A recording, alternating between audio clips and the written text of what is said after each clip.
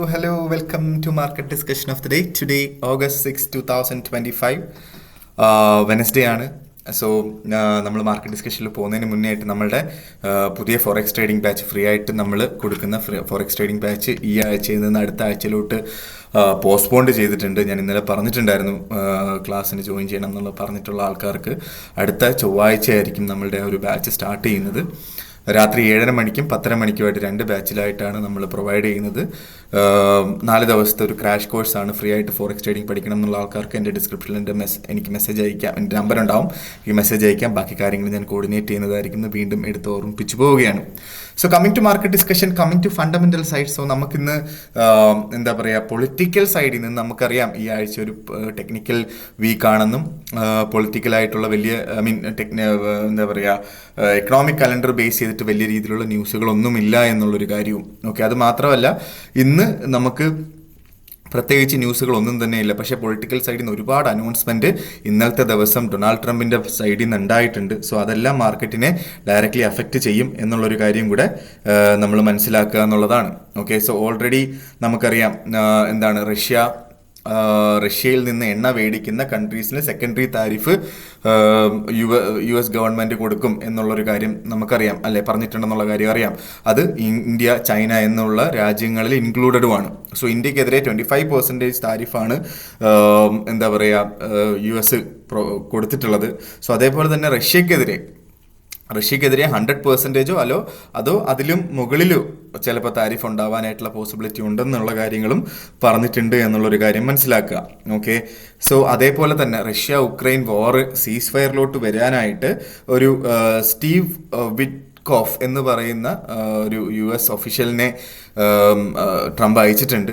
So അത് ഈ ഒരു മീറ്റിംഗ് കഴിയുമ്പോഴാണ് ആക്ച്വലി എന്താണ് റഷ്യ ഈ ഒരു മീറ്റിങ്ങിനകത്ത് എന്തായിരിക്കും എടുക്കുന്ന തീരുമാനം വെച്ചിട്ടായിരിക്കും ബാക്കി സെക്കൻഡറി താരിഫിലോട്ടുള്ള കാര്യങ്ങളുടെ തീരുമാനം വരൂ എന്നുള്ള കാര്യമാണ് നമ്മളുടെ ട്രംപ് പറഞ്ഞിട്ടുള്ളത്. ഓക്കെ, സോ ഇതൊക്കെയാണ് പൊളിറ്റിക്കൽ സൈഡിൽ നിന്നുള്ള ന്യൂസ്. സോ അതേപോലെ തന്നെ അപ്പോൾ ഇത് ഉറപ്പായിട്ടും എന്താ പറയുക, ഇപ്പോൾ ക്രൂഡ് ഓയിലിനെ ബേസ് ചെയ്തിട്ട് $10 കൂടെ കുറഞ്ഞാൽ, ക്രൂഡ് ഓയിലിന് കുറഞ്ഞാൽ റഷ്യയുടെ സമ്പദ് വ്യവസ്ഥ തന്നെ തകരാറിലോട്ടാകും എന്നുള്ളൊരു ഒരു സ്റ്റേറ്റ്മെൻറ്റും ഡൊണാൾഡ് ട്രംപ് പറഞ്ഞിട്ടുണ്ട്. സോ ഇതൊക്കെ വെച്ച് കൂട്ടുമ്പോൾ ഇന്നൊരു വളരെ നമ്മൾ നോർമലി വലിയ ഇമ്പോർട്ടൻ്റ് ആയിട്ട് കാണാത്ത ഒരു ന്യൂസാണ് ഈ ക്രൂഡ് ഓയിൽ സ്റ്റോക്ക് ചേഞ്ച്, അല്ലേ. സോ ഈ ക്രൂഡ് ഓയിൽ സ്റ്റോക്ക് ചേഞ്ചിൻ്റെ ഇന്ന് എക്കണോമിക് കലണ്ടറിൽ വരുന്ന ന്യൂസ് ആയതുകൊണ്ടിട്ട് തന്നെ അത് വളരെ ഇമ്പോർട്ടൻ്റ് ആയിട്ട് നമ്മൾ കാണേണ്ടതായിട്ടുണ്ട്. സോ കഴിഞ്ഞ ആഴ്ച ക്രൂഡ് ഓയിൽ സ്റ്റോക്ക് ചേഞ്ചിൻ്റെ ന്യൂസ് വന്നപ്പോൾ 3322 നിന്ന ഗോൾഡ് 3378 വരെ ഓൾമോസ്റ്റ് 1 മണിക്കൂറിൽ മൂവ് ചെയ്തിട്ടുണ്ട് എന്നുള്ളൊരു കാര്യം മനസ്സിലാക്കുക. സോ അതുകൊണ്ടിട്ട് തന്നെ അത്രത്തോളം ഇമ്പോർട്ടൻ്റ് ആണ് ഇന്നത്തെ ക്രൂഡ് ഓയിൽ സ്റ്റോക്ക് ചേഞ്ചിൻ്റെ ന്യൂസ് വരുന്ന സമയം എന്നുള്ളൊരു കാര്യമാണ് എനിക്ക് എടുത്ത് പറയാനായിട്ടുള്ളത്. ഡയറക്റ്റ്ലി ക്രൂഡ് ഓയിലിനെയും നമ്മുടെ ഗോൾഡിനെയും ഡയറക്റ്റ്ലി അഫക്റ്റ് ചെയ്യും എന്നുള്ളൊരു കാര്യം കൂടെ മറന്നു പോവാതിരിക്കുക. ഇതാണ് നമ്മൾ ഇന്നത്തെ ദിവസം ഏറ്റവും ഇമ്പോർട്ടൻ്റ് ആയിട്ട് കാണേണ്ട ന്യൂസും. അതേപോലെ തന്നെ US നിന്ന് വരുന്ന പൊളിറ്റിക്കൽ സൈഡിൽ നിന്നുള്ള ന്യൂസും. അത് US ടൈമിങ്ങിൽ മതി, നമ്മൾ ഇന്ത്യൻ ടൈമിങ്ങിൽ 6 മണിക്കൊക്കെ ശേഷം ആയിരിക്കും ഇങ്ങനത്തുള്ള അനൗൺസ്മെൻറ്റ് വരുന്നത്. നിങ്ങൾക്ക് ട്രേഡുകൾ എടുത്ത് പോവാം, അതിന് മുന്നേ ആയിട്ട് മാറി നിൽക്കുക എന്നുള്ളൊരു കാര്യമാണ് എനിക്കെടുത്ത് പറഞ്ഞു പോകാനായിട്ടുള്ളത് എന്നുള്ളൊരു കാര്യം ഞാൻ എടുത്ത് ഓർമ്മിപ്പിച്ചു പോകുന്നു. സോ നമുക്ക് ടെക്നിക്കൽ സൈഡിലോട്ട് വരുമ്പം, ടെക്നിക്കൽ സൈഡിൽ നമുക്ക് JPY, ഫസ്റ്റ് ഓഫ് ഓൾ JPYയിലോട്ട് വരുമ്പോൾ JPY ഇപ്പോൾ കറൻ്റ്ലി ട്രേഡ് ചെയ്തുകൊണ്ടിരിക്കുന്ന 147.6 എന്ന് പറയുന്ന റേഞ്ചിൽ JPY നിൽക്കുന്നു. ഓക്കെ, JPY ഇത് H4 ആണ്. അതാണ് ഇന്നലെ ഒന്നും 150 പോയിട്ടില്ലല്ലോ. സോ ഇന്നലെ നമ്മൾ പറഞ്ഞിട്ടുണ്ടായിരുന്നു 148 അവിടെ നിന്ന് സെല്ലെടുക്കാം, പക്ഷെ 148 അവിടെ വരെ എത്തിയിട്ടില്ല മാർക്കറ്റ്. ഓക്കെ, ആ ഒരു റേഞ്ചിൽ തന്നെ അങ്ങോട്ടും ഇങ്ങോട്ടും വളരെ ചെറിയൊരു മൂവ്മെൻ്റ് ആണ് JPYക്കൊക്കെ ഉള്ളത്. സോ നമുക്ക് 148 അവിടെ നിന്ന് സെല്ല്, 146 അവിടെ നിന്ന് ബൈ. നിങ്ങൾക്ക് എവിടെ സ്റ്റോപ്പ് ലോസ് ഇടണം നല്ലോണം അറിയാം. $6 148.60 മുകളിൽ സ്റ്റോപ്പ് ലോസ്, 145.40 താഴെ 146 ബൈ ചെയ്യുന്ന ആൾക്കാർക്ക് ഉള്ള സ്റ്റോപ്പ് ലോസ്. ഓക്കെ, സോ ഇതാണ് നമുക്ക് നമ്മളുടെ JPYയുടെ റേഞ്ച് എന്ന് പറഞ്ഞു കഴിഞ്ഞാൽ. നേരെ നമ്മൾ യൂറോയിലോട്ട് വരുമ്പോൾ യൂറോ 1.15743 നിൽക്കുന്നു. ഉറപ്പായിട്ടും മാർക്കറ്റ് 1.1500 എത്തും എന്ന് തന്നെയാണ് ഇപ്പോഴും വിശ്വസിക്കുന്നത്. അങ്ങനെ 1.1500 എത്തിക്കിട്ടിയാൽ നമുക്ക് അവിടുന്ന് പ്രോപ്പറായിട്ടുള്ള ഒരു ബൈ ചെയ്ത് മുന്നോട്ട് പോകാം. സ്റ്റോപ്പ് ലോസ് വേണം 1.1440 താഴെ സ്റ്റോപ്പ് ലോസ് കൃത്യമായിട്ട് ഇട്ട് പോവുകയും ചെയ്യണം. GBP GBP ഇപ്പോൾ 1.3295 നിൽക്കുന്നു. നമ്മൾ GBP ഇന്ന് രാവിലെ 1.3യുടെ മുകളിൽ കയറും എന്നുള്ള ചെറിയൊരു ഇൻഡിക്കേഷനൊക്കെ കാണിച്ചെങ്കിലും കയറിയില്ല. പിന്നീട് ഈ ഒരു യൂറോപ്പ് സെഷൻ ഓപ്പൺ ആയ സമയത്ത് വീണ്ടും താഴെ നിൽക്കുന്നു. മാർക്കറ്റ് ഓപ്പൺ ആയിട്ടുള്ളത് ജസ്റ്റ് മുകളിലാണ്, പക്ഷെ എന്നും പറഞ്ഞ് മുകളിലായിട്ട് പോയി എന്ന് നമുക്ക് പറയാനും പറ്റില്ല. ഓക്കെ, സോ നമുക്ക് കിട്ടിയാൽ ഇന്നലത്തെ ലോ പോയ 1.3260 1.3270 എന്ന് പറയുന്ന റേഞ്ചിൽ കിട്ടിയാൽ അവിടെ നിന്നൊരു ബൈ ചെയ്ത് മുന്നോട്ട് പോകാം. ഒരു 30 to 40 പിപ്സിന്റെ മാക്സിമം പ്രോഫിറ്റ് എടുത്ത് മാറുക. ഓക്കെ, 1.3240 താഴെ സ്റ്റോപ്പ് ലോസ് വെക്കുക, ടൈറ്റ് ആയിട്ട് വെക്കുക. $30 സ്റ്റോപ്പ് ലോസ്, $40 ടേക്ക് പ്രോഫിറ്റ് എന്ന് പറയുന്ന റേഞ്ചിൽ. കാരണം അത്രയും മൂവ്മെന്റേ ഉള്ളൂ. ഇന്ന് ട്രേഡ് ചെയ്യുന്ന ആൾക്കാരുടെ അടുത്താണ് ഞാൻ പറയുന്നത് കേട്ടോ. വേണം എന്നുള്ള ആൾക്കാർക്ക് വേണമെങ്കിൽ ലോങ്ങർ ടേമിലോട്ട് ഹോൾഡ് ചെയ്യാം. Okay, there is a possibility that it might go to 1.3500 in 2 or 3 weeks. Okay, so അത് പക്ഷേ എന്താ പ്രശ്നം എന്ന് വെച്ച് കഴിഞ്ഞാൽ നമുക്ക് നാളെ ഒരു വളരെ ഇമ്പോർട്ടൻ്റ് ആയിട്ടുള്ള ഒരു ന്യൂസ് വരുന്നുണ്ട്. സോ അതാണ് എന്നെ കൺഫ്യൂസ് ചെയ്യിപ്പിക്കുന്നത് GBPയുടെ ട്രേഡിങ്ങിനകത്ത്. കാരണം നാളെ ബാങ്ക് ഓഫ് ഇംഗ്ലണ്ട് റേറ്റ് ഡിസിഷനാണ്. ഓക്കെ, ഇൻട്രസ്റ്റ് റേറ്റ് ഡിസിഷനാണ്. 4.25 ആണ് നോർമലി.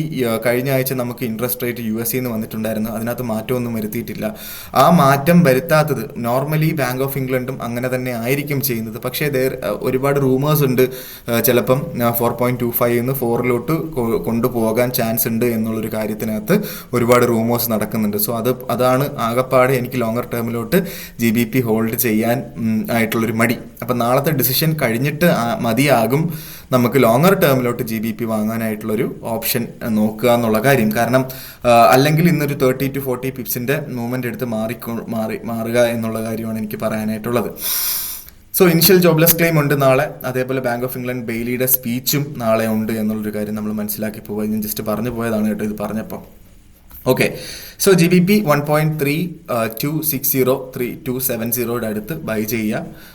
1.3300 അവിടുന്ന് എന്താ പറയുക വിറ്റ് ഒഴിവാക്കുക. ഓക്കെ, സ്റ്റോപ്പ് ലോസ് 1.3240 എന്ന് പറയുന്ന സ്ഥലത്തും വെക്കുക. ഇത് ഞാൻ ഇന്നത്തേക്കുള്ള ഒരു ഓപ്പർച്യൂണിറ്റി മാത്രമാണ് കേട്ടോ. ഇതിനകത്ത് വേറെ ഒരു ഇതുമില്ല. കാരണം വളരെ ടൈറ്റ് മൂവ്മെൻ്റ് ആണ്. വളരെ എന്താ പറയുക, വേറെ ഒരു ഫണ്ടമെൻ്റൽസും ഇല്ല. അതുകൊണ്ടിട്ട് തന്നെ പയ്യായിരിക്കും GBPയുടെ മൂവ്മെൻറ്റ്. പക്ഷെ വേണം എന്നുള്ള ആൾക്കാർക്ക് മേടിച്ചിടാം ലോങ്ങർ ടേമിലോട്ട്. നല്ല പ്രൈസാണ് ഇപ്പോൾ വാങ്ങാനായിട്ടുള്ള എന്നുള്ളൊരു കാര്യമാണ്. പക്ഷെ അതും ഞാൻ റെക്കമെൻഡ് ചെയ്യുന്ന നാളേക്ക് ശേഷമാണ്.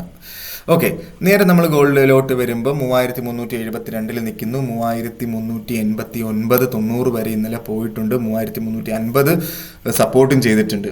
ഓക്കെ, സോ ഇവിടെ നിന്ന് നമുക്ക് എന്ത് ചെയ്യണം എന്ന് ചോദിച്ചാൽ എനിക്കറിയില്ല. മാർക്കറ്റിൽ ഒരുപാട് പൊളിറ്റിക്കൽ കണ്ടീഷൻസ് കാരണം മാർക്കറ്റ് അപ് ട്രെൻഡിലോട്ട് പോകാനായിട്ടുള്ള പോസിബിലിറ്റി ഉണ്ട്. അത് വെറും നിഗമനങ്ങൾ മാത്രമാണ്. എൻ്റെ നിഗമനം വെച്ച് നിങ്ങൾ ട്രേഡ് എടുക്കാൻ പാടില്ല.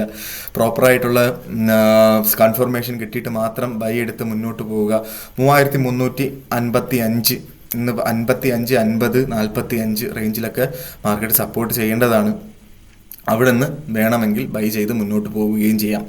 എന്നല്ലാതെ വേറൊരു ഓപ്പർച്യൂണിറ്റിയും എൻ്റെ കൺമുന്നിൽ ഞാൻ കാണുന്നില്ല. ഇതിൻ്റെ ഇടയ്ക്ക് കയറി ബൈ ചെയ്യാതിരിക്കുക.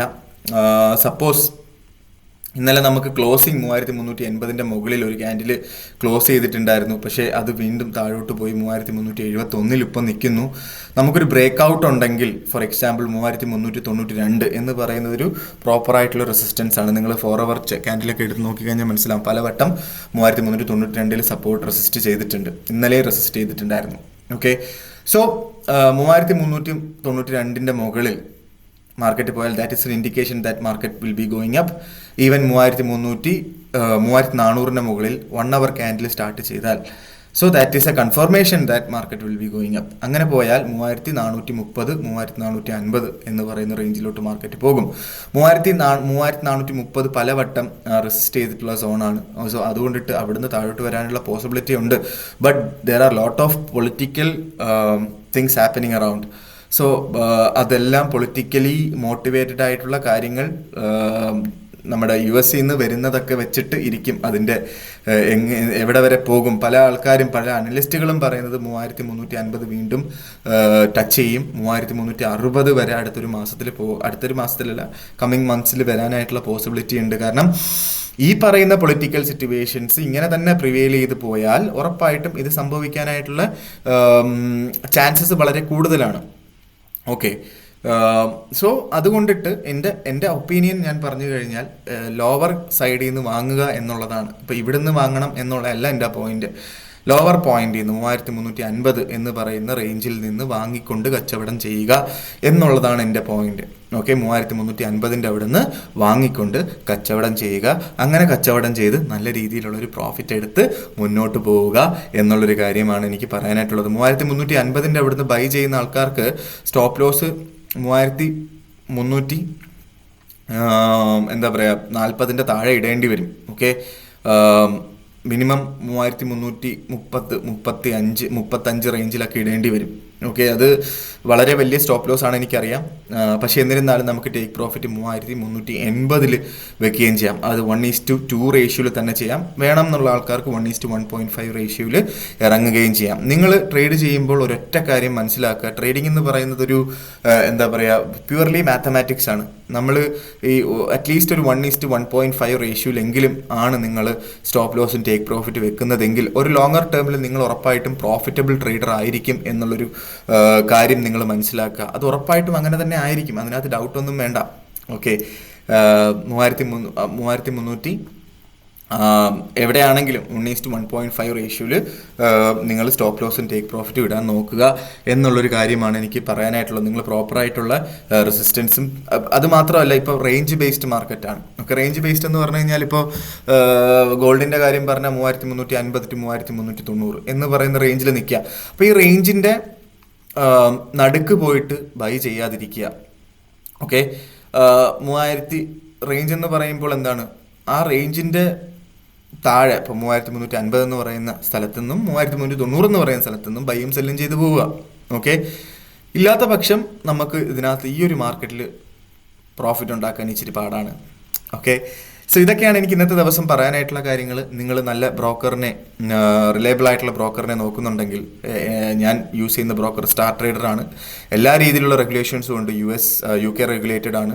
അതേപോലെ UAE എന്നുള്ള proper regulations, Australia regulations, south African regulations, അതേപോലെ തന്നെ നമ്മളിടുന്ന പൈസ ഇൻഷുർഡുമാണ്. $100,000 വരെ ഇൻഷുറൻസും അവർ പ്രൊവൈഡ് ചെയ്യുന്നു. വളരെ ടൈറ്റ് സ്പ്രെഡിൽ സ്വാപ്പ് ഫ്രീ അക്കൗണ്ട്സും ഇവർ പ്രൊവൈഡ് ചെയ്യുന്നുണ്ട്. അതിൻ്റെ കൂടെ തന്നെ നമ്മൾ നല്ല രീതിയിലുള്ള പ്രൊമോഷൻസും അവർ പ്രൊവൈഡ് ചെയ്യുന്നുണ്ട്. നമ്മളുടെ എല്ലാ ഡെപ്പോസിറ്റിലും ഫസ്റ്റ് ഡെപ്പോസിറ്റ് ആണെങ്കിൽ $1500 50%, അതിൻ്റെ കൂടെ തന്നെ ബാക്കി എത്ര രൂപയാണ് ഇൻവെസ്റ്റ് ചെയ്യുന്നത് അതിൻ്റെ 20% നമുക്ക് ഇന്ത്യൻ ക്ലയൻസിനും ബാക്കിയുള്ള ക്ലയൻസിനും കിട്ടുന്നുണ്ട്. UK ക്ലയൻസിലാണെങ്കിൽ ഫസ്റ്റ് ഡെപ്പോസിറ്റിൻ്റെ $1000 വരെ നമുക്ക് $1000 വരെ 100% ബോണസും, അത് കഴിഞ്ഞിട്ടുള്ള ഡെപ്പോസിറ്റിന് 20% ഡെപ്പോസിറ്റ് ബോണസും കിട്ടുന്നുണ്ട്.